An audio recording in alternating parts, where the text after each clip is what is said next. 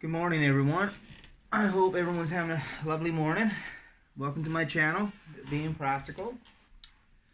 Yeah, I'm just sitting here enjoying my morning coffee. A little story about I got a friend of mine. He has a pottery shop down in Newfoundland, in my hometown of New Harbor. It's called Kittle Hill Pottery.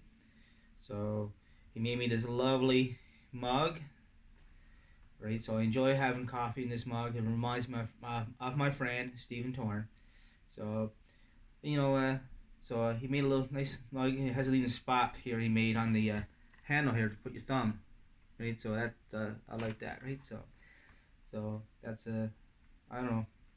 I enjoy having coffee with this mug. So uh, yeah. Watched the game last night. Toronto lost to Colorado. What can you do? That's the way it is. So this morning I'm going to talk to you about tax write-offs. That if you have a rental property, there's a number of things you can write off during income tax time, at least here in Canada. So my disclaimer here: check everything with a professional licensed accountant. This video is just for entertainment purposes only. Just so this is my understanding of the tax write-offs here in Canada if you have a rental property. The first one is if you have a mortgage on that rental property, the interest on the mortgage is a tax write-off, right? So that's one. The second one is you gotta have house insurance on that property. So the insurance on that property, that's a tax write-off. So that's two. Number three, property taxes. So yeah, property taxes is it's something you can't avoid, right? So that's a tax write-off on it. What's another one? Oh, big one is maintenance. The maintenance on a property. So, like for example, I don't know, you got to replace the kitchen taps, right? So, if you gotta buy some taps, hire a plumber, right? That's even just a simple job like that can add up real quick. So that's a tax write-off. So that's why. So that's one. So mortgage insurance. Sorry. The interest on a mortgage, right? Um,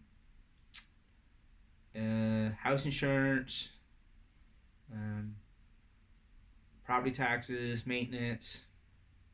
Another one is depreciation. So in Canada, it's called a capital cost allowance. And my understanding, the first year of the property, you can write off 2% of the value of the home, but after that, it's 4%. So 4% of the value of the home, depreciation, you can write that off during income tax time. So that's five. Another one is if you got I don't know, for example, I have a rental property here in Nova Scotia down in what we call the Valley. So which is about an hour, say hour and a half away. Maybe I think it's a little bit less, but anyway, hour and a half away. If I drive down there, the gas that I spend in my vehicle, I'll keep that receipt and I'll write that off income tax time because I'm physically going down to check on the property. So I have another rental in Newfoundland, and so for instance, if I keep my plane ticket, go down to visit family, but I make a point to go over and look at my rental property, just a visual, just to take a look at it to make sure, everything looks okay. So I make sure that the property is okay. So that plane ticket to go check on it. So that's what I do. The check on the property. So we got interest on the mortgage, property taxes, house insurance, depreciation, maintenance, that's five, and any other miscellaneous costs that travel to go check on your property. So so that's my strategy with my rentals, is that I like to buy, hold, and rent it out, and I like the long term benefits of owning property. There's so many different strategies out there. Like apparently there's wholesaling out there. I really don't know what that is exactly. I won't get into that, right? But it's probably all kinds of information online about it. I know a lot of people like to flip properties too, right? Right, so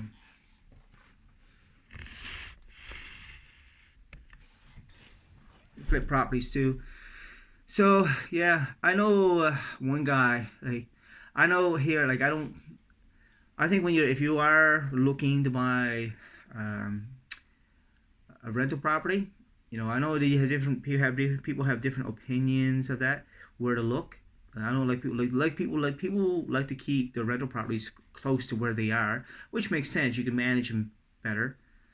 I think on another I don't know if I can't remember. Property management. That's another. You have a property management company looking after it. That's a tax write-off. I don't know if I mentioned that or not. But anyways, so but I know one guy I talked to. He has a couple properties. I think they're up in Ontario. But his mortgage payments, he explained to me, is more than what he's getting in rent.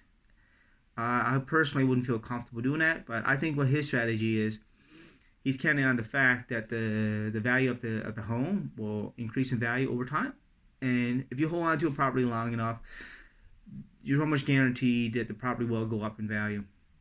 So I think to buy, I wouldn't feel comfortable doing it personally. I feel if you're going to buy a property, you would like the property at least pay for itself, to cover your costs. And that's basically what I'm just trying to get my properties just to cover their costs. I know landlords get a lot of bad rep, right? But most landlords are only that people just have one property. So that's what I look at.